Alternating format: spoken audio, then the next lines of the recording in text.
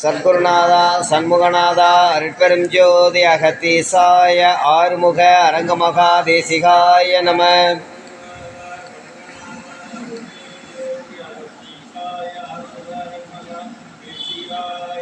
சத்குருநாதா சண்முகநாதா அருட்பெரும் ஜோதி அகத்தீசாய ஆறுமுக அரங்கமகா தேசிகாய நம.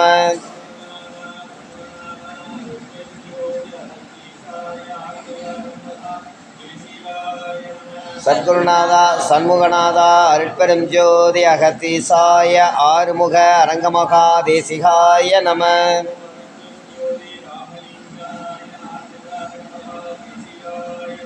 ஓம் அருட்பெரும் ஜோதி ராமலிங்காய ஆறுமுக அரங்கமகா தேசிகாய நம.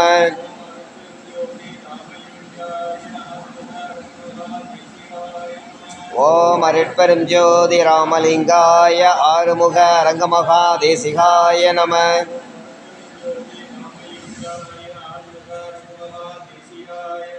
ஓம் அருட்பெரும் ஜோதி ராமலிங்காய ஆறுமுக அரங்கமகா தேசிகாய நம.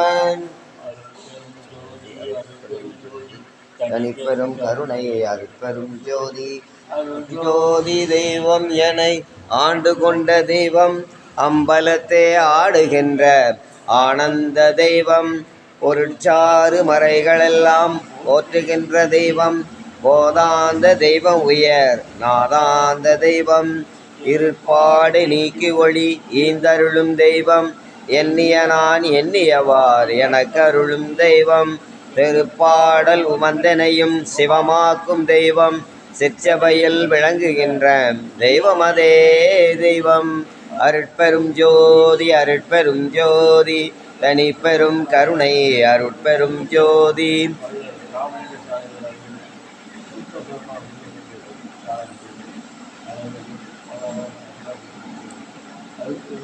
அருட்பெரும் ஜோதி தனிப்பெரும் கருணை அருட்பெரும் ஜோதி. அப்பா, நான் வேண்டுதல் கேட்டு அருள் புரிதல் வேண்டும். ஆறுவிற்கெல்லாம் நான் அன்பு செயல் வேண்டும். எப்பாரும் எப்பதமும் எங்கனுமே நான் சென்று எந்தை நிலை அருப்புகளை ஏம்பிடல் வேண்டும். சத்பாத மேல்நிலை மேல் சுத்த சிவமார்க்கம் நிகழ்ந்தோங்க அருட்ஜோதி செலுத்திடல் வேண்டும்.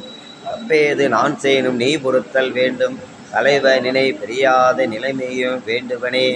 அருட்பெரும் ஜோதி அருட்பெரும் ஜோதி தனிப்பெரும் கருணை அருட்பெரும் ஜோதி.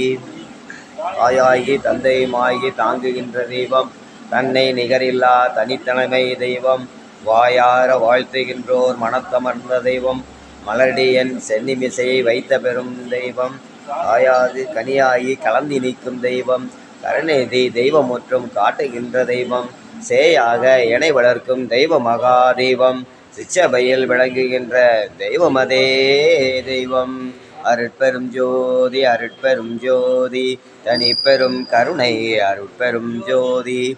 ஜோதி ஜோதி ஜோதி சுயம் ஜோதி ஜோதி ஜோதி பரம் ஜோதி ஜோதி ஜோதி அருள் ஜோதி ஜோதி ஜோதி சிவம் வாம ஜோதி சோம ஜோதி வான ஜோதி ஞான ஜோதி மாக ஜோதி ஓக ஜோதி வாத ஜோதி நாத ஜோதி ஏக ஜோதி வியோம ஜோதி ஏரு ஜோதி வீரு ஜோதி ஏக ஜோதி ஏக ஜோதி ஏக ஜோதி ஏக ஜோதி ஆதி நீதி வேதனே ஆடல் நீடு பாதனே வாதி ஞான போதனே வாழ்க வாழ்க நாதனே. அருட்பெரும் ஜோதி அருட்பெரும் ஜோதி தனிப்பெரும் கருணை அருட்பெரும் ஜோதி. எல்லாம் செயல்கூடும் என்னானை அம்பலத்தே எல்லாம் வல்லாந்தனையே ஏத்து கொல்லாவிரதம் குவளையம் ஓங்குக எல்லா உயிர்களும் இன்புற்று வாழ்க. வள்ளல் மலரடி சரணம் சரணம் அகத்தியர் மலரடி சரணம் சரணம். சத்குருநாதா சண்முகநாதா அருட்பெரும் ஜோதி அகத்தீசாய ஆறுமுக அரங்கமகா தேசிக சுவாமிகள் மலரடி சரணம் சரணம்.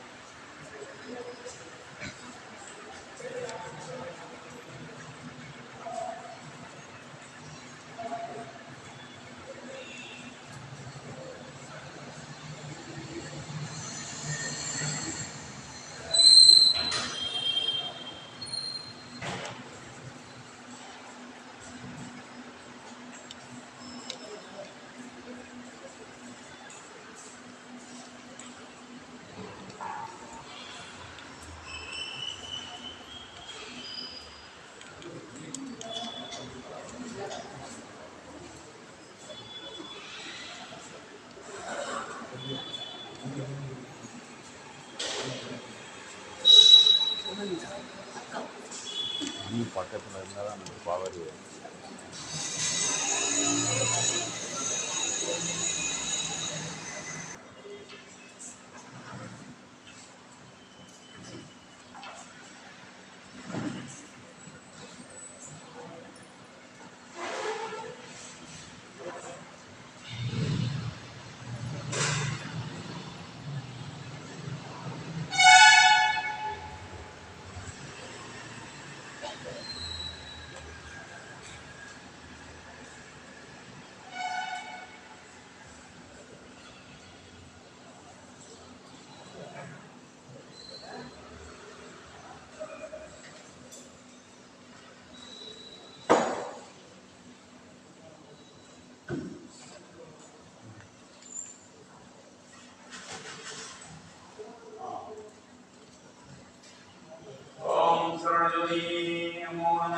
ஓம் சரவண ஜோதியே நமோ நம. ஓம் சரவண ஜோதியே நமோ நம. ஓம் சரவண ஜோதியே நமோ நம. அருட்பெரும் ஜோதி அருட்பெரும் ஜோதி தனிப்பெரும் கருணை அருட்பெரும் ஜோதி அருட்பெரும் ஜோதி அருட்பெரும் ஜோதி தனிப்பெரும் கருணை அருட்பெரும் ஜோதி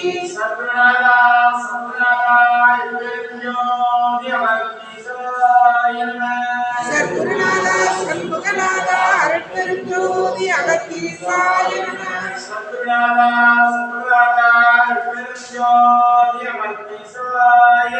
சத்குருநாதா சண்முகநாதா அருட்பெரும் ஜோதி அகத்தீசாய நம.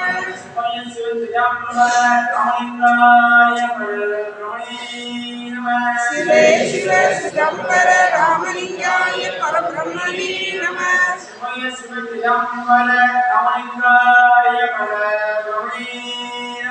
சிவே சிவ சிதம்பர ராமலிங்காய பரபிரம்மணே நம.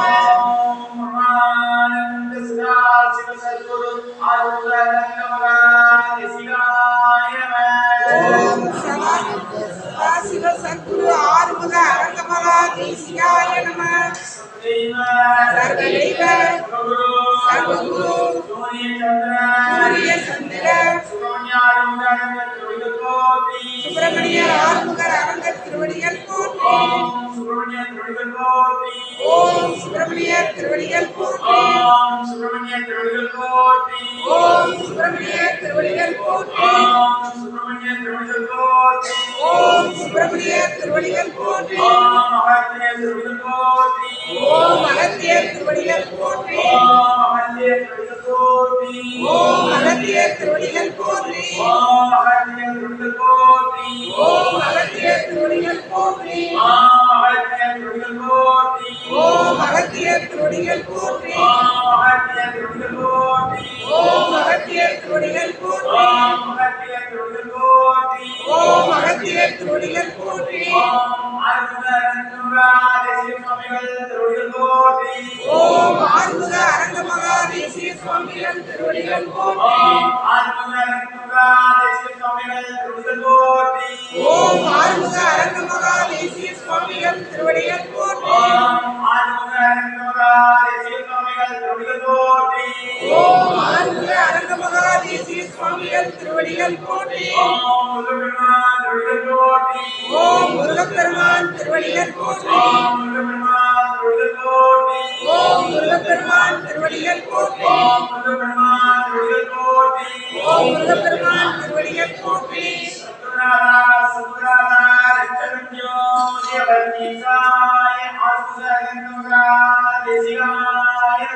சத்குருநாதா சண்முகநாதா அருட்பெரும் ஜோதி அகத்தீசாய ஆறுமுக அரங்கமகா தேசிகாய நம.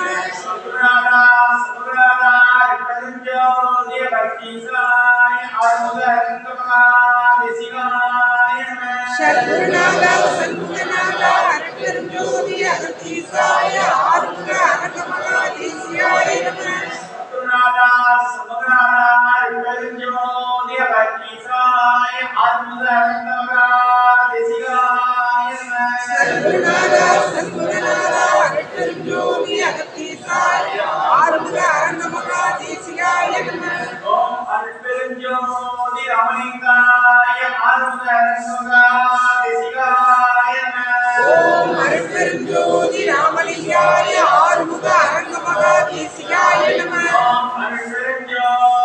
ராமலிங்காய ஆறுமுக அரங்கமகா சிவாய ஓம் அருட்பெருஞ்சோதி ராமலிங்காய ஆறுமுக அரங்கமகா தேசிகாய நமः. ஓம் அருட்பெருஞ்சோதி ராமலிங்காய ஆறுமுக அரங்கமகா சிவாய ஓம் அருட்பெருஞ்சோதி ராமலிங்காய ஆறுமுக அரங்கமகா தேசிகாய நமः.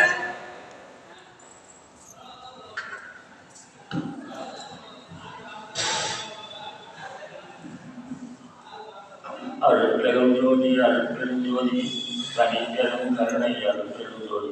ஓம் சரவண பவாய் தன்மன அனுபவம் சிவசுதர்மான கார்த்திகேயன் பல்லருக்கம் அருகில் அருகிய பஞ்சவாழ்நாள் அடைவு வாழ்க்கை அடைவு கேட்டு குருவன் ஆகாவியமாறு அருட்பெருஞ்சோதி அருட்பெருஞ்சோதி தனிப்பெரும் கருணை அருட்பெரும். ஓம் சரவண பவாய சண்முக அருமுக சிவசுபுரம் கார்த்திகேயன். நாள் என் செய்யும் வினைதான் என் செய்யும் என்னை நாடி வந்த கோல் என் செய்யும் கொடுங்கூற்று என் செய்யும் குமரேசன் இருந்தாலும் சிலம்பும் சதங்கையும் தண்டையும் சண்முகமும் தோளும் கடம்பும் என் முன்னே தோன்றினேன். நாள் என் செய்யும் வினைதான் என் செய்யும் என்னை நாடி வந்த கோல் என் செய்யும் கொடுங்கூற்று என் செய்யும் குமரேசன் இருந்தாலும் சிலம்பும் சதங்கையும் தண்டையும் சண்முகமும் தோளும் கடம் முன்னே தோன்றிய சேந்தனை கந்தனை செங்கோட்டு வெற்பண்ணனை செஞ்சுடர் வேந்தனை செந்தமிழில் விழித்தோனை விலங்கு வள்ளி காந்தனை தந்த கடம்பனை கார்மயில் வாகனனை சார்துணை போது மறவாதற்கு ஒரு தாழ்ந்தேன். ஓம் சரவண பவாய சண்முகா அருமுகவா சிவசும்பா கார்த்திகேயன். சிவாய அகத்தீசாய நம. சிவாய ராமலிங்க தேவாய நம. சிவாய திருமூல தேவாய நம. சிவாய கரூர் தேவாய நம. சிவாய பதஞ்சலி தேவாய நம. சிவாய சட்டநாதன் தேவாய நம. சிவாய ஆறுமுக அரங்கமகா தேசிகாய நம. அகத்தியமா ரிசிதமாய் என்றென்றோது அசிந்தனைவார் குளியைவார் அகத்தியரே காசாய வேடமைவார் அப்போது சிதரெல்லாம் கைகொள்வார்கள். அகத்தியர் ஜெண்டனிட்டு மேறுதல்ல நாருக்கும் தடையில்லை அரசே என்பார். அகத்தியெல்லாம் மெக்கியத்தில் பிரதயோகி எனக்கு தண்டமெல்லாம் ஆணையாச்சு. சிவாய ஆறுமுக அரங்கமகா தேசிய சுவாமிகள் வாழ்க வாழ்க. சிவாய ஆறுமுக அரங்கமகா தேசிய சுவாமிகள் வாழ்க வாழ்க. சிவாய ஆறுமுக அரங்கமகா தேசிய சுவாமிகள் வாழ்க வாழ்கவே.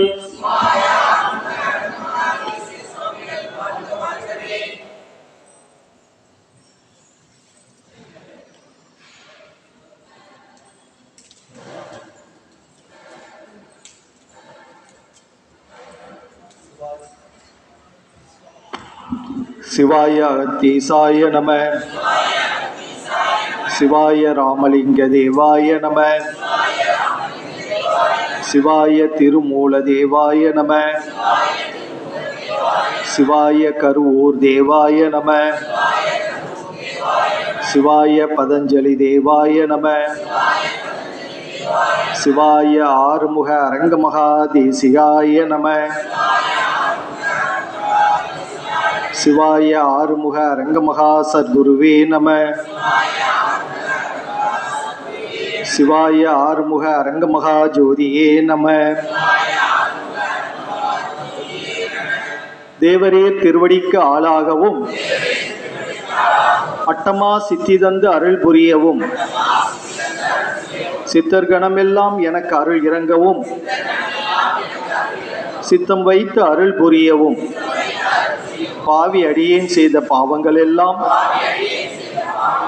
பரந்தோட அருள் புரியவும் பக்குவம் அறிந்து என்னை பக்குவ விசேடனாய் பண்ணி வைத்து அருள் புரியவும் நாவிட்டு உரைக்க உணா சோதி நயனத்தோடு நடனமிட அருள் புரியவும் நம்பினேன் ஐயனே நட்டாற்றில் என் கைகள் நழுவ விடாது அருள் புரியவும் மாவேகமாக மெய் தவராஜ சிங்கமே வரவேண்டும் என்ற நருகே மாங்குணங்குடி வாழும் என் அகத்தீசனே மௌன தேசிக நாதனே தேவரே திருவடிக்கு ஆளாகவும் அட்டமா சித்தி தந்து அருள் புரியவும் சித்தர்கணமெல்லாம் எனக்கு அருள் இறங்கவும்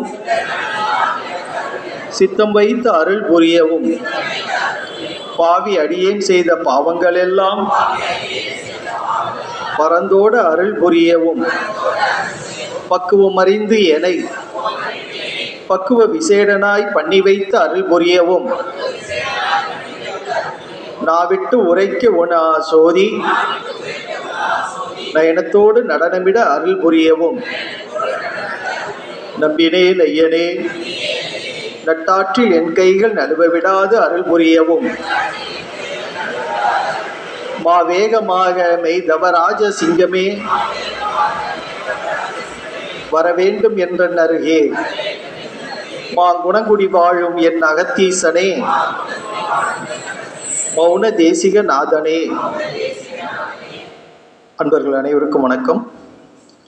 நமக்கெல்லாம் தாயாகவும் தந்தையாகவும் சர்க்குருவாகவும் சொற்குருவாகவும் இருந்து நம்மை வழிநடத்தி காத்து அருள் புரியும் நமது ஓங்காரக்குடில் கடவுள் தவத்திரு திருமுருக ஆறுமுக அரங்கமகா தேசிக சுவாமிகள் அவருடைய நல்லாசியோடும் கலியுகத்தை மாற்றி ஞானயுகம் படைக்கவும் கலியுக மக்கள் படக்கூடிய துன்பங்களை எல்லாம் துடைக்கவும் தானே அவதாரமாகி ஓங்காரக்குடியில் அமைத்து இன்றும் நமக்கெல்லாம் ஓங்காரக்குடியில் ஆசானாக ஆறுமுக அரங்கமகா தேசிக சுவாமிகளாக நல்லாசி வழங்கி வரும் எல்லாம் வல்ல பரம்பொருள் மகான் சுப்பிரமணியருடைய நல்லாசியோடும் சித்தர்கள் சிறப்பு பூஜையானது மகான் அகத்தியர் சந்நிதியிலே பிரதி வியாழந்தோறும் சிறப்பாக நடைபெற்று கொண்டிருக்கின்றது.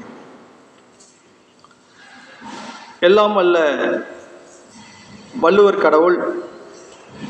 கடவுளுடைய தன்மையை சொல்லும் பொருட்டு அகர முதல எழுத்தெல்லாம் ஆதி பகவன் முதற்றே உலகு என்ற முதல் குறளிலேயே கடவுளுடைய தன்மையை நமக்கு தெளிவுபடுத்தி இருக்கின்றார்கள். அந்த கடவுள் ஆதி இறைவன் என்று சொல்லக்கூடிய சொரூப நிலையில் இருக்கக்கூடிய கடவுள். கடவுளுடைய தன்மையை நாம் அறியும் பொழுது அவனுக்கென்று எந்த வடிவமும் கிடையாது, எந்த உருவமும் கிடையாது, அவனுக்கென்று எந்த பெயரும் கிடையாது, அவருக்கு பெற்றோர்கள் கிடையாது. எதையும் அறியக்கூடிய அறிவாற்றல் படைத்தவன், பேரறிவாளன், எதையும் செய்யக்கூடிய வல்லமை பொருந்தியவன். அப்படி என்று நாம் அந்த ஆதி கடவுளை பற்றி வள்ளுவ கடவுள் நமக்கு சொல்லியிருக்கின்றார். அந்த கடவுளை விளக்கும் பொருட்டு அவர்கள் எந்த ஜாதியினராயிருந்தாலும் சரி, எந்த மதத்தை சார்ந்தவராக இருந்தாலும் சரி, அல்லது கடவுள் நம்பிக்கையே இல்லாதவராக இருந்தாலும் சரி, ஆனால் அவர் கடவுளுடைய தன்மையை அறிய வேண்டும் என்பதற்காக அகரத்தை உதாரணமாக சொன்னார். எழுத்துக்களுக்கெல்லாம் எப்படி ஆ என்ற எழுத்து முதலாவதாக இருப்பது போல இந்த உலகத்திற்கெல்லாம் கடவுள் முதலாவதாக இருக்கின்றார் என்பதை நமக்கு விளக்கப்படுத்தி இருக்கின்றார்கள். இந்த அகாரத்தை பற்றி சொல்லும் பொழுது பரவெளியில் அகரமானது ஒளி வடிவத்தில் இருக்கின்றது. பரவெளியில் அகரமே ஒளியாச்சு, அதனொன்றே நீரும் நெருப்பும் காற்றும் ஆச்சு, இகரம்தான் நீரும் நிலமும் ஆச்சு என்ற சித்தர்கள் அடிக்கடி சொல்வார்கள். அந்த அகரமானது பரவெளியில் இருக்கக்கூடிய அகரமானது ஒளி வடிவானதில் இருக்கக்கூடிய அந்த அகரம் மனித உடலிலும் அதே ஒளி வடிவத்தில் இருக்கின்றது. அதனால்தான் வள்ளல் பெருமான் அருட்பெரும் ஜோதி அருட்பெரும் ஜோதி தனிப்பெரும் கருணை அருட்பெரும் ஜோதி என்று சொன்னார். வள்ளல் பெருமான் ஆரம்ப காலத்தில் எல்லா கடவுளை பற்றியும் பாடி போற்றியிருந்தாலும், ஆனால் முடிவில் அவர் வந்த முடிவு என்னவென்றால் இறைவன் ஜோதி வடிவானவன், ஒரே இறைவன், கடவுள் ஒருவன், அவன் ஜோதி வடிவானவன் என்ற தன்மையை நமக்கு விளங்கப்படுத்தி இருக்கின்றார். இப்போ ஜோதி வடிவில் இருக்கக்கூடிய அந்த இறைவன் தான் நம்மளுடைய உடலில் மூலாதாரத்தில் ஒளி வடிவில் அகரமாக இருக்கிறார். அந்த அகரம் தான் ஒளி வடிவில் இருக்கிறது. அந்த அகரம் தான் நம்முடைய உடலிலும் இருக்கிறது. அதாவது அண்டத்தில் உள்ளது தான் பிண்டத்தில் உள்ளது என்பார்கள் சித்தர்கள். இப்போ அண்டத்தில் இருக்கக்கூடிய அந்த அகரமானது நம்முடைய பிண்டமான நம்முடைய மனித உடலிலும் அகரமாக இருக்கிறது. ஒளி வடிவில் இருக்கக்கூடிய போது அது சூட்சம வடிவில் இருக்கிறது. சூட்சம வடிவம்னா நமக்கு கண்ணுக்கு தெரியாது, புலப்படாது. இந்த சூட்சம வடிவில் இருக்கக்கூடிய அந்த ஒளியை தான் நாம் மேலெழுப்பி அதை விளங்கப்படுத்தி அது உச்சநிலையை அடையும் பொழுது கடவுளோட இரண்டரை கலக்க முடியும். இதை அறிந்த சித்தர்கள் தான் அதற்கு அடிப்படையாக என்ன இருக்கிறது என்று ஆராய்ந்து கண்டுபிடித்தார்கள். அதற்கு கருணை. அந்த கருணை உள்ளம் ஒருவருக்கு இருக்கும் என்றால் அவருடைய அந்த ஒளி உள்ளொளி பெருகி அந்த அருட்பெரும் ஜோதியோடு இரண்டரை கலக்கும் என்பதையெல்லாம் நமக்கு விளங்கப்படுத்தி இருக்கின்றார்.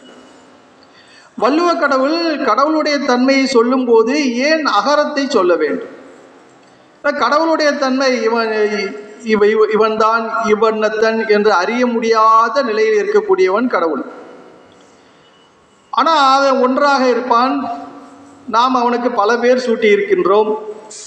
சிவன் என்று சொல்கின்றோம், பிரம்மா என்று சொல்கின்றோம், விஷ்ணு என்று சொல்கின்றோம், அல்லாஹ் என்று சொல்கின்றோம், இயேசு என்று சொல்கின்றோம்.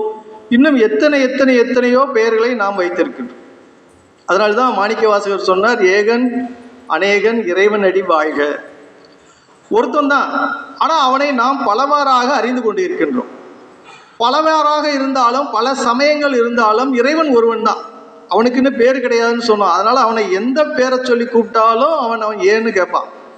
எந்த பேரை சொல்லி கேட்டாலும் நாம் கேட்டதையெல்லாம் கொடுப்பான். இதுதான் இறைவனுடைய தன்மை. ஒன்றாக இருப்பான், பலவாக இருப்பான். நம்மோடு உடன் இருந்து உயிராக இயங்குபவனும் அவனே. அந்த உடல் உயிர் ரெண்டும் இருக்கும்போது உடல் மட்டும் தனியாக இயங்குமா என்றால் உயிர் இல்லாமல் இயங்க முடியாது. அதுபோல உயிர் மட்டும் தனியாக இயங்குமா என்றால் உடல் இல்லாமல் உயிர் இயங்க முடியாது. ஆனால் ரெண்டும் சேர்ந்தாலும் அதை உள்ளிருந்து இயக்கக்கூடியவன் இறைவன். இந்த உயிரும் உடலும் இயங்குவதற்கு அடிப்படையாக இருக்கவன் நம்முடைய உள்ளே இருந்து இயங்கக்கூடியவன் இறைவன். இப்போ அகரத்தை ஏன் உதாரணமாக சொன்னார்? அகரம் என்பது நீங்கள் வெறுமனே நாம் போன வாரத்தில் கூட நாம் பார்த்தோம். அகரம் மூலாதாரத்தில் இருக்கிறது, வெளியே வருகிறது. அந்த அகரம் தான் நமக்கு எல்லாமாக இருக்கின்றது என்பதை நாம் தெரிந்து கொண்டோம். இப்போ இந்த அகரத்தோடு தனியாகத்தான் இருக்கிறது. ஆ என்ற எழுத்து தனியாகத்தான் இருக்கிறது. அதனோடு ஒரு மெய் எழுத்து சேர்கிறது என்று சொன்னால் அது உயிர் மெய்யாக மாறுகிறது. தமிழ். ஏன்னா தமிழை கற்றவன் ஞானியாவான் என்பது நம்முடைய ஓங்கார குடிலாசானுடைய வாக்கு. எப்பொழுதும் சொல்லிக்கொண்டே இருப்பார், தமிழை கற்றவன் ஞானியாவான். தமிழை கற்றவன் உடலை பற்றியும் அறிவான், உயிரை பற்றியும் அறிவான். உடலை பற்றியும் அறிவான், உயிரின் இயக்கத்தை பற்றியும் அறிவான். இப்போ இந்த அகரமானது இக்கு என்ற ஒரு மெய்யெழுத்தோடு சேரும் பொழுது கா என்று வரும். நமக்கு ஓரளவு தெரியும் இல்லையா? இக்கு கூட்டலா கா. ஆனால் அந்த வடிவத்தில் அந்த அகரத்தை சார்ந்து இருக்கிறதா என்று சொன்னால் அது இக்குங்கிற மெய்யெழுத்தை போல தான் அது கா என்று உருமாறுகிறது. இப்போ இதில் வாழ்வியல்லையும் ஒரு தத்துவம் இருக்கு.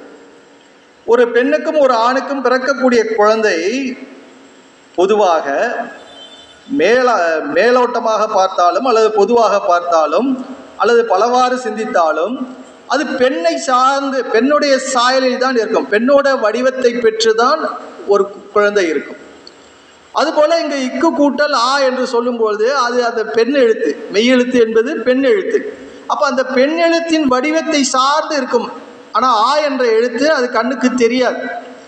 ஆனால் உச்சரிக்கும் போது கா அப்படி என்று சொல்லும்போது அந்த ஆ என்ற எழுத்து அந்த உச்சரிப்பில் வரும். கண்ணுக்கு தெரியாது, ஆனால் உடனாக இருந்து இயங்கும். இதுதான் கடவுளுடைய தன்மை. இப்போ ஒரு ஆ என்ற எழுத்தை ஒருவர் புரிந்து கொண்டால் கடவுளுடைய தன்மையை ஒருவர் கண்டிப்பாக அறிய முடியும். அதனால தான் நாம் குழந்தைகளுக்கு நாம் படிப்பிக்கும் போது முதல்ல ஆவை போட சொல்கிறோம். ஆ, இந்த ஆ போடும்போது அந்த ஆ என்ற வரி வடிவத்தில் இருக்கக்கூடிய அத்தனை இயல்பும், ஒரு முட்டை, ஒரு வளைவு, ஒரு கிடைக்கோடு, ஒரு வர்டிகல் கோடு, இந்த கோடு, இந்த இதை பழகி கொண்டால் ஒரு குழந்தை எந்த எழுத்தை வேண்டுமானாலும் அது எந்த மொழியில் இருந்தாலும் எழுத முடியும். அதனால தான் அகரத்தை உதாரணமாக நமக்கு சொன்னார். இப்போ அகரமானது ஒளியாக இருக்கக்கூடிய அந்த மூலாதாரத்தில் இருக்கும் பொழுது அது சூட்சம வாக்கு என்று சொல்வார். இந்த ஒளி தான், அதாவது லைட்டு. இந்த லைட்டு அடுத்து தொப்புள் பகுதிக்கு வரும்பொழுது ஒளி வடிவமாக மாறுது. சவுண்டுக்கு உண்டான முழுமையாக மாறாது, ஆனால் சவுண்டுக்கு உண்டான தன்மையை பெற ஆரம்பிக்கும். அந்த இடத்துக்கு பைசேந்து வாக்குன்னு நாம் கேள்விப்பட்டோம். அதுக்கு மேலே நெஞ்சு பகுதிக்கு வரும்பொழுது அது மத்திம வாக்கு.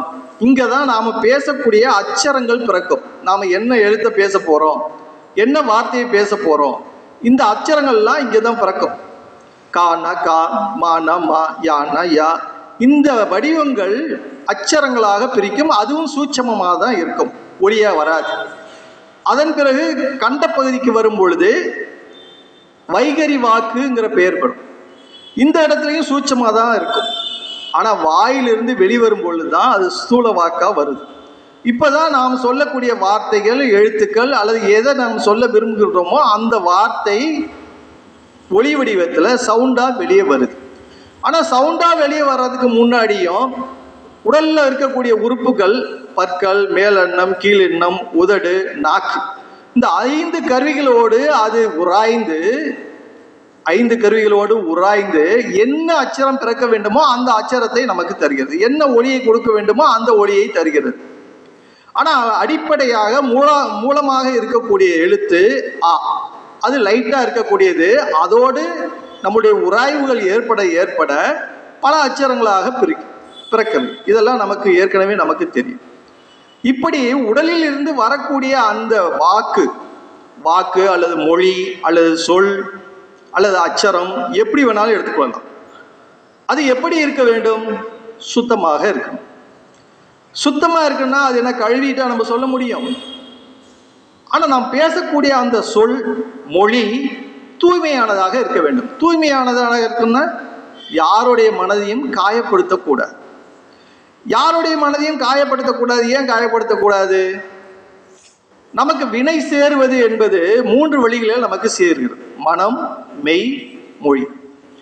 மனம்னா நாம் நினைக்கக்கூடிய ஒரு எண்ணம், மொழி நாம் பேசக்கூடிய வார்த்தை, மெய் நம் உடலால் செய்யக்கூடிய வினை. இதன் மூலமாக நாம் ஒரு செயலை செய்ய முடியும். மனம், மெய், மொழிகளால் நாம் ஒரு செயலை செய்ய முடியும். இந்த 3 விஷயங்களால் தான் நமக்கு குற்றம் சேர்கிறது. 3 விஷயங்களால் தான் நமக்கு வினை சேர்கிறது. இப்போ இந்த வினை சேர்வதை தடுக்கணும். அதை இப்போ நம்ம மொழியை மட்டும் பார்ப்போம். இப்போ நம்ம பேசக்கூடிய மொழி குற்றமற்றதாக இருக்கணும், தூய்மையாக இருக்கணும். இப்போ மொழி குற்றம்னு சொல்லும்போது வள்ளுவ கடவுள் என்ன சொல்றார்? 4 வகையான மொழி குற்றங்கள் சொல்றார். 4 வகையான மொழி குற்றங்கள். இந்த மொழி பேசும் பொழுது நமக்கு தானா வினை சேரும். வினை சேருது அப்படின்னம்னாவே நமக்கு பிறவி என்பது நிச்சயம். இன்னும் எத்தனை பிறவி எடுக்கணுமோ அத்தனை பிறவி நாம் எடுத்து தான் ஆகணும். அப்போ வினை சேராமல் இருக்கணும். ஆனால் இந்த என்ன மாதிரி குற்றம்? 4 வகையான குற்றங்கள்னு சொல்லும்போது பொய் பேசுதல். பொய் பேசுனா நமக்கு எந்த அளவுக்கு குற்றம் வரும்? நான் ஒரு முறை இலங்கைக்கு சென்று விட்டு வந்து கொண்டிருந்தேன். போகும்போது எந்த பிரச்சனையும் இல்லை. வரும்பொழுது கஸ்டம்ஸில் உட்கார வச்சுட்டு ஒருத்தன் ஒரு கேள்வி கேட்டான். அதான் நம்மளுடைய நடவடிக்கைகள் பார்க்குறான், நம்ம எந்த அளவுக்கு பதட்டமாக இருக்கோம் அல்லது வித்தியாசமாக இருந்தோம்னா நம்மளை கூப்பிட்டு உட்கார வச்சுருவோம், கடைசியாக செக் பண்ணுவான். அப்படி கேட்கும்போது நம்மளை உட்கார வச்சு கேள்வி கேட்குறான். பேர் என்ன? சொன்னேன். ஊர் என்ன? சொன்னேன். எங்கே போயிட்டு வரீங்க? சொன்னேன். எதுக்காக வந்தீங்க? சொன்னேன். இங்கே எங்கே போகிறீங்க? இந்த 5 கேள்வி தான். இந்த 5 கேள்வியை கேட்டதையும் கொஞ்ச நேரம் கழிச்சு இன்னொருத்தன் வந்தவன் அதே கேள்வியை கேட்டான். சரி, அவன்கிட்ட சொல்லலையாட்டுக்கு, அதனால இவன் திருப்பி அதே கேள்வியை கேட்குறான் அப்படின்னு நினச்சிட்டு நான் அவனுக்கு பதில் சொன்னேன். 3வது ஒரு ஆள் வந்தான். 3வது ஆள் வந்தவனும் அதே கேள்வியை கேட்குறான். அந்த 5 கேள்வி, பேர் என்ன, ஊர் என்ன, எங்கே எதுக்கு இதே கேள்வி தான், 5 கேள்வி. எனக்கு கொஞ்சம் கோபம் வந்துச்சு. என்னடா இப்போ தான் ஒருத்தன் கேட்டான், அவன் அடுத்தவன் கேட்டான், 3வதாக ஒருத்தன் கேட்டான், 4வதாக ஒருத்தன் வந்தான், அவனும் அதே கேள்வியை கேட்டான். நல்லா கோபமே வந்துருச்சு. 5வதாக ஒருத்தன் வந்தான், அவனும் இதே கேள்வியை கேட்குறான். அவன் நோக்கம் என்னன்னா, நாம் பேசும்பொழுது ஒரே கேள்விக்கு நாம் வெவ்வேறு பதில் சொல்கிறோமா அப்படிங்கிற பார்க்குறான். ஒரே பதிலே சொல்லிட்டோம்னா நம்மகிட்ட பிரச்சனை இல்லைன்னு தெரியும். வெவ்வேறு பதில் சொன்னோம்னா நாம் ஏதோ பிரச்சனை வச்சுருக்கோன்னு தெரியும், நம்மளை பிடிச்சிக்குவோம். அப்போ நாம் எங்கே பேசினாலும் உண்மையை தான் பேசினா. ஐயா நமக்கு குடிலாசன் அடிக்கடி சொல்லுவார், இங்கே வரக்கூடிய மலேசியா அன்பர் ஒருவர், ராஜசேகர்னு ஒருவர், அங்கேருந்து மலேசியாவில், இது ஒரு பெரிய கதையாகவே சொல்லலாம். மலேசியாவிலேருந்து வரும்பொழுது அவருக்கு விசா முடிந்து விட்டது. அடிக்கடி வரக்கூடியவர். ஏதோ ஒரு முறை வரும்பொழுது நாம் இதெல்லாம் செக் பண்ணுவோம், பாஸ்போர்ட் சரியாக இருக்கா, விசா சரியாக இருக்கா, இதெல்லாம் செக் பண்ணுவோம். என்னைக்கு முடியுது, ரெனுவல் பண்ணணுமா, இதெல்லாம் பார்த்துக்குவோம். அடிக்கடி வரக்கூடியவர் அவரை ஒட்டுமா ஒரு வருஷத்துக்கோ அல்லது பல முறை இங்கே வந்துட்டு போகிறதுக்கோ அதுக்கு தகுந்த மாதிரி விசா வாங்கி வச்சுருந்தார். அங்கே இமிக்ரேஷன் முடிஞ்சு ஃப்ளைட்டில் ஏறிட்டார். ஃப்ளைட்டில் ஏறிட்டு பார்க்கும்போது தான் அவருக்கு விசா முடிஞ்சு போச்சுங்கிறது தெரியும். விசா முடிஞ்சு போனதுன்னு தெரிஞ்சு இறங்கும் போது பிடிச்சிக்கிட்டான். விசா இல்லையே, நீ எப்படி வந்த, அங்கே யாருக்கும் காசு கொடுத்து வந்தியா கேள்வி கேட்டான். எங்கள் குருநாதர் பார்த்துக்குவார், எங்கள் குருநாதரோட ஆசி பெறுவதற்காக வந்தேன். அவர் நினச்சா நீங்கள் என்னை விட்டுருவீங்கன்னாரு. அவர் குருநாதர் மேலே அவர் வச்சிருக்கக்கூடிய நம்பிக்கையை பார்த்து அவர் என்ன சொல்லிட்டாரு, சரி நீ போயிட்டு வா, போகும்போது திருப்பி போகும்போது என்னை பார்க்காம போயிடாத, வேற யாரும் இருந்தால் என்கிட்ட வந்துரு, இவ்வளோ சொல்லி அனுப்பிச்சார். ஆனால் அவருடைய போதாத காலம் இவர் போகும்போது வேற ஒருத்தர் மாட்டிக்கிட்டார். நீ எப்படி விசா உனக்கு முன்னாடியே முடிஞ்சிருச்சு, ஃப்ளைட்டில் வர்றதுக்கு முன்னாடியே உனக்கு விசா முடிஞ்சிருச்சு, ஆனால் நீ திருப்பி வந்திருக்க, இங்கேருந்து போயிட்ட, அப்போ இங்கே போகும்போது நீ யாருக்காவது கை விட்டு கொடுத்தியா, லஞ்சம் கொடுத்து போனியா? அந்த யாருன்னு பார்த்தா அன்னைக்கு யார் அவர் சைன் பண்ணியிருக்காரோ அவரையும் இவரையும் கேட்டு விசாரிக்க ஆரம்பிச்சிட்டான். இப்போ இவருக்கு மட்டும் இருந்த பிரச்சனை இன்னொருத்தருக்கும் வந்துருச்சு இங்கே. ஆனால் ஐயாட்ட வரும்போது அவர் வரும்போதே ஐயா சொல்லிட்டாங்க, என்னப்பா நமக்கெல்லாம் இனிமேல் மலேசியாவிலேருந்து வர்றதுன்னா விசா தேவையில்லை ஐயா சொல்கிறாங்க. ஆனால் இந்த நடந்த சம்பவங்கள் எதுவுமே தெரியாது. இங்கே இவர் சொல்லலை. இவர் உள்ள நுழையும் போதே ஐயா நமக்கெல்லாம் இனிமேல் விசா தேவையில்லைப்பா அப்படின்னு ஐயா சொல்கிறாங்க. அப்போ தான் இவர் ஐயாட்ட சொல்கிறார், ஐயா இது மாதிரி ஆயிடுச்சு, நீ போகும்போது உண்மையை மட்டும் பேசு, போய் பேசிட்டார். அது மாதிரி இவர் போகும்போது மாட்டிக்கிட்டார். அவர்கிட்ட சொல்கிறாரு, அவருக்கு எவ்வளோ காசு கொடுத்தா, அதெல்லாம் காசெல்லாம் கொடுக்கல, என்ன சொல்லி போனேன், எங்கள் குருநாதர் பார்த்துக்குவார், எங்கள் குருநாதருடைய ஆசி பெற வந்திருக்கேன், அவருடைய ஆசியோடு நான் இதிலிருந்து விடுபட்டு போவேன், நான் ஒன்றும் பெரிய குற்றம் ஒன்றும் செய்யலை, விசா இல்லை, வந்துட்டேன், இப்போ பார்த்துட்டேன், என் குருநாதரை பார்த்துட்டேன், ஆசி பெற்றுட்டேன், இப்போ நான் திரும்பி போகிறேன், நீ எவ்வளோ காசு கொடுத்த. அவர்கிட்டையும் பல கேள்விகள், ஒரே ஆளை பல பேர் பல கேள்விகள் அதே கேள்விகள் மாதிரி கேட்டு அப்போவும் அவர் ஒரே பதில் தான் சொல்கிறார், ஐயா சொல்லி அனுப்பிச்சிருக்காங்க, உண்மையை மட்டும் சொல்லு, போய் பேசிட்டார், உண்மையை மட்டும்தான் சொல்கிறாரு. அப்போ அந்த விசாரித்த அதிகாரி சொன்னார், என்னப்பா இவ்வளோ நம்பிக்கையாக சொல்கிற, சரி உங்கள் குருநாதரை நான் பார்க்கணும், அடுத்த முறை நீ எப்போ வருவியோ அப்போ என்னை அழைச்சிட்டு போன்னு சொல்லி அவர் விட்டுட்டார். ஆனால் ஒரு பைசாவும் வாங்கலை, ஒன்றும் இல்லை, உண்மையை தான் சொல்கிறாரு, எங்கள் குருநாதரை பார்க்க வந்தேன், ஆசி பெற வந்தேன், ஆசி பெற்றுட்டு நான் திரும்பி போகிறேன், நான் ஒன்றும் இங்கே ஒன்றும் தவறான ஒரு காரியம் எதுவும் செய்யலை, நல்லா சோதனை பண்ணிக்கங்க எல்லாம் சொல்லிய பிறகு அவர் ஒரு நம்பிக்கை அவர் திருப்பி போயிட்டார். ஆனால் அந்த திருப்பி மலேசியாவிலேருந்து வரும்பொழுது அந்த அதிகாரிகள் எல்லாம் அழைச்சிட்டு ஐயாட்ட ஆசி வாங்கி அனுப்பிச்சார். உண்மையை சொன்னோம்னா எப்போவுமே பிரச்சனை இல்லை, பொய் பேசினா மாட்டிக்குவோம். அப்போ பொய் பேசாமல் இருக்க வேண்டும். நம்மளுடைய மொழியில் வரக்கூடிய முதல் குற்றம் பொய் பேசுதல், பொய் பேசக்கூடாது. வள்ளுவ கடவுள் அதை வலியுறுத்தி சொல்றார், பொய் பேசக்கூடாது. அடுத்து வன் சொற்கள் பேசுதல். வன் சொற்கள்னா இப்போ இங்கே ஒருத்தர் நிற்கிறார், இங்கே வாடா, இப்படி கடுமையாக பேசுறதை விட தம்பி இங்கே வாப்பா அப்படின்னு சொன்னோம்னா அதன் மூலமாக குற்றம் வராது. ஆனால் கடுமையாக பேசுகிறோம்னா குற்றம் வரும், மொழி குற்றம் வரும். அடுத்து புறங்கூறுதல். ஒருத்தர் இருக்கும்போது அவர்கிட்ட எதுவுமே பேசுறது கிடையாது, அவர் இல்லாதப்ப இன்னொருத்தர்கிட்ட அவரை பற்றி குறைகளை சொல்றது. இந்த புறங்கூறுதல் வள்ளுவர் ரொம்ப கடுமையாக கண்டிக்கிறார். பொய்த்து உயிர்வாதலின் சாதல் அறங்கூறும் ஆக்கம் தருங்கிறார். நீ இது மாதிரி ஒருத்தனை பற்றி புறங்கூறி நீ உயிர் வாழணும்னு நினைக்காத, அதுக்கு பதிலாக செத்து போங்கிற. இப்போ ஒருத்தன் சாதலை விட மோசமான செயல் புறங்கூறுதல். இன்னைக்கு நாம் தெரிஞ்சோ தெரியாமலோ மற்றவர்களை பற்றி பிறரிடம்தான் சொல்லுகிறோம். ஏன்னா அவருடைய குறைகளை நாம் சொல்கிறோம், நம்முடைய குற்றம் அதுக்கும் கேட்குறாரு, ஏதிலார் குற்றம் போல் தம் குற்றம் காண்கிற்பின் தீதுண்டோ மண்ணும் உயிருக்குங்கிறார் வள்ளுவர். அப்போ பிறருடைய குற்றத்தை நாம் சொல்லும் பொழுது நாம் எந்த அளவுக்கு இனிமையாக இனிக்க சொல்லுகிறோமோ அதுபோல் நம்மளுடைய குற்றம் யாரோ ஒருத்தர் சொல்ல தான் செய்வார். நம்முடைய குற்றத்தை தெரிஞ்சுக்கிட்டோம்னா பிறருடைய குற்றம் நமக்கு தெரியாது. அப்போ புறங்கூறுதலை தவிர்க்க வேண்டும். கண்ணின்று கண்ணற சொல்லினும் சொல்லற்க முன்னின்று பின்னோக்கா சொல்லுகிறார். கண்ணுக்கு நேராக பேசிடு, எதா இருந்தாலும் அவனை போக விட்டு பின்னாடி முதுகு பின்னாடி பேசாத. அதனால உனக்கு குற்றம் வரும். குற்றம் வந்தால் என்ன ஆகும்? பிறவி நீடிக்கும். இந்த பிறவியை வெல்வதற்காகத்தான் நாம் பிறவி எடுத்து வந்திருக்கிறோம். இந்த பிறவியிலிருந்து நாம் விடுபட வேண்டும். பிறவி பெருங்கடலை நீந்துவர் நீந்தார் இறைவனடி சேராதார். அடுத்த 4வது ஒரு குற்றம் சொல்றார், பயன் இல்லாமல் சொல்லாத. எந்த ஒரு செயலாக எந்த ஒரு வார்த்தையா இருந்தாலும் அதனால் பலன் விளையணும். பலன் இல்லாத சொற்களை பேசாத. ரோட்ல போயிட்டு இருந்தேன், நல்ல ஸ்பீடா போயிட்டு இருக்கேன். ஒருத்தர் நிப்பாட்டினார், பைக்கை நிப்பாட்டி கேட்குறாரு, அமெரிக்காவில் நம்மளுடைய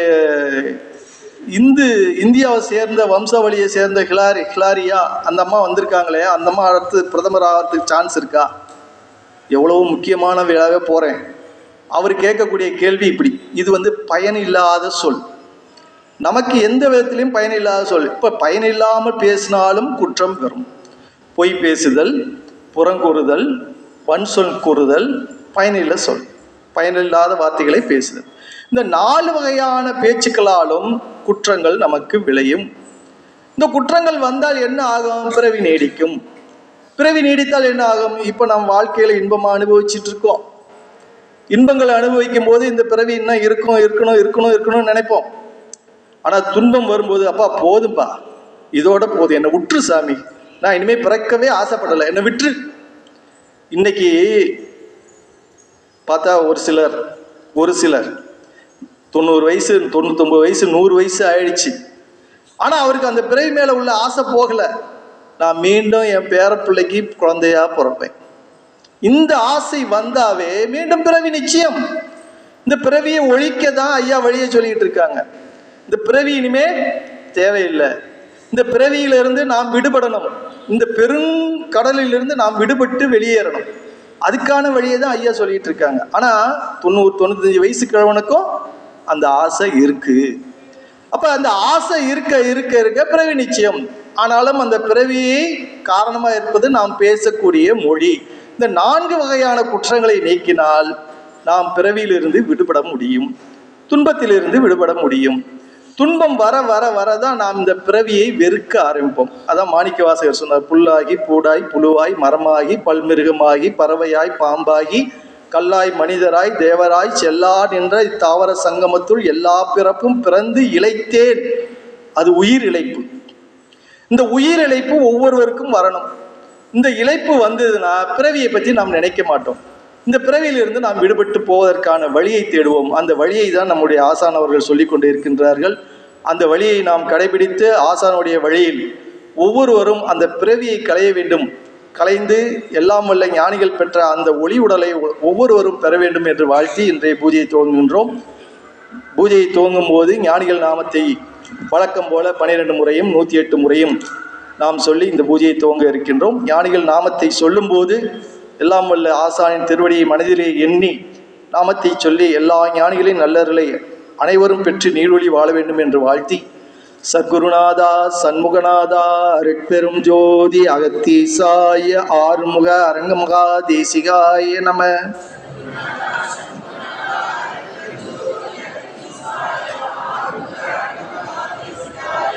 சத்குருநாதா சண்முகநாதா அருட்பெரும் ஜோதி அகத்தீசாய ஆறுமுக அரங்கமகா தேசிகாய நம.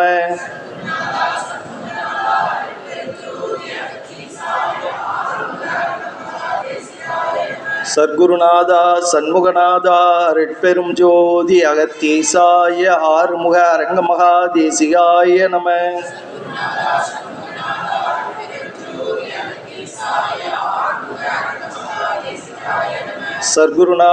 சண்முகநாதா அருட்பெரும் ஜோதி அகத்தீசாய ஆறுமுக அரங்கமகா தேசிகாய நம.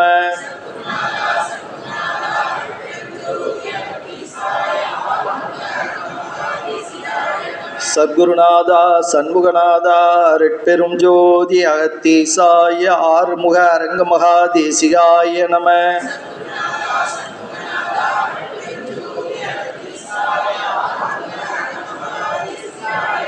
சத்குருநாதா சண்முகநாதா அருட்பெரும் ஜோதி அகத்தீசாய ஆறுமுக அரங்கமகா தேசிகாய நம.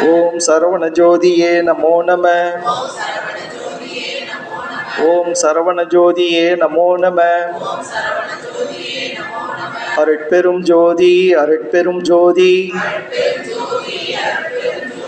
தனிப்பெரும் கருணை அருட்பெரும் ஜோதி. அருட்பெரும் ஜோதி அருட்பெரும் ஜோதி தனிப்பெரும் கருணை அருட்பெரும் ஜோதி. சத்குருநாதா சண்முகநாதா அருட்பெரும் ஜோதி அகத்தீசாய நம.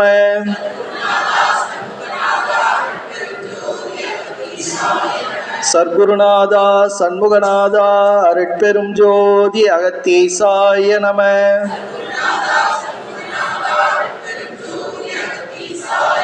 சிவய சிவ சிதம்பர ராமலிங்காய பரபிரம்மனே நம.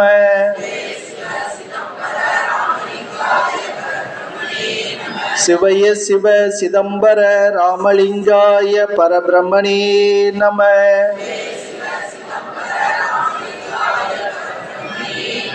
ஓம் பரமானந்த சதாசிவ சத்குரு ஆறுமுக அரங்கமகா தேசிகாய நம.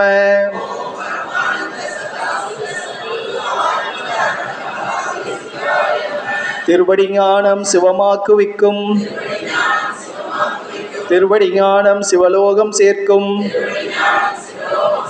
திருவடி ஞானம் சிறைமலம் மீட்கும், திருவடி ஞானமே தென்சித்தி முத்தியே.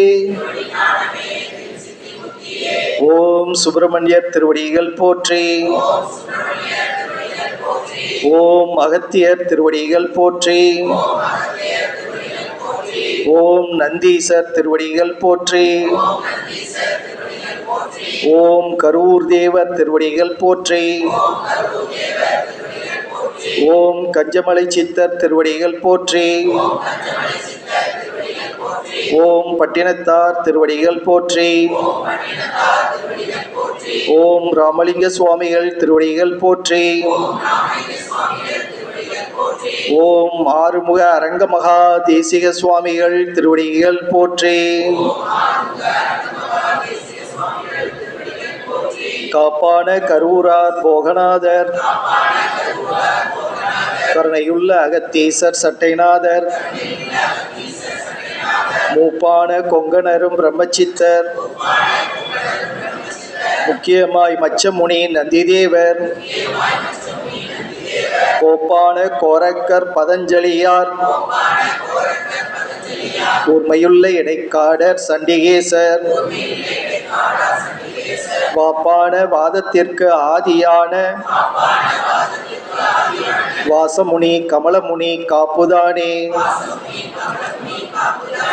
ஓம் சரவண பவாய நம. ஓம் அகத்தீசாய நம. ஓம் ஆறுமுக அரங்கமகா தேசிகாய நம.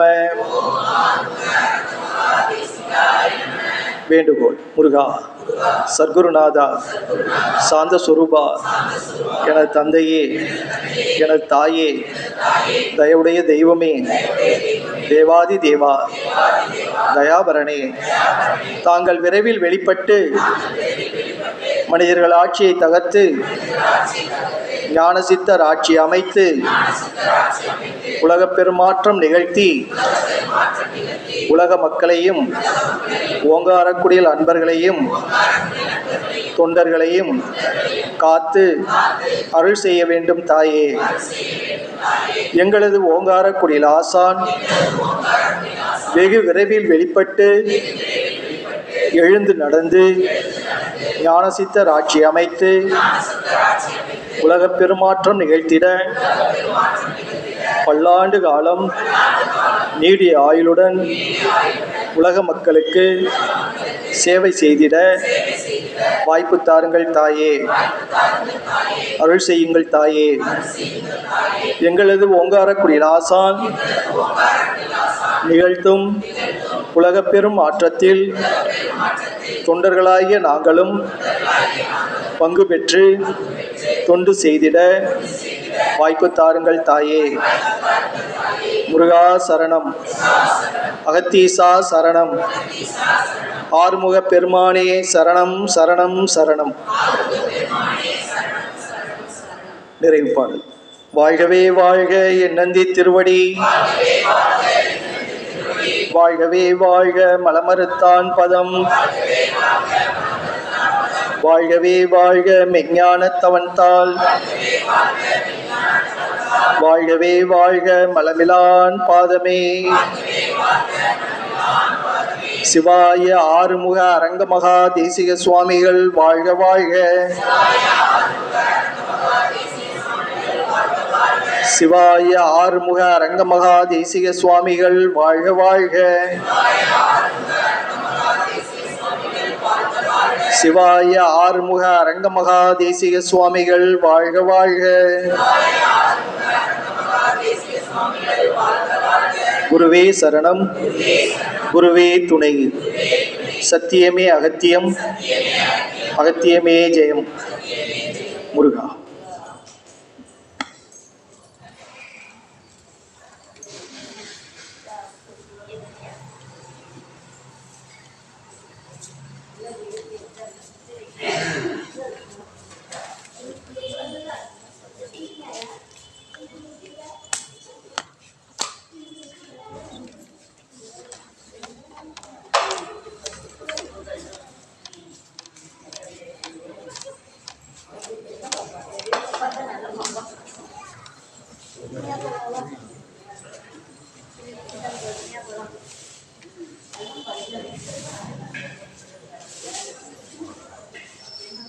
ரொம்ப நாளாக வருவீங்க. சரி.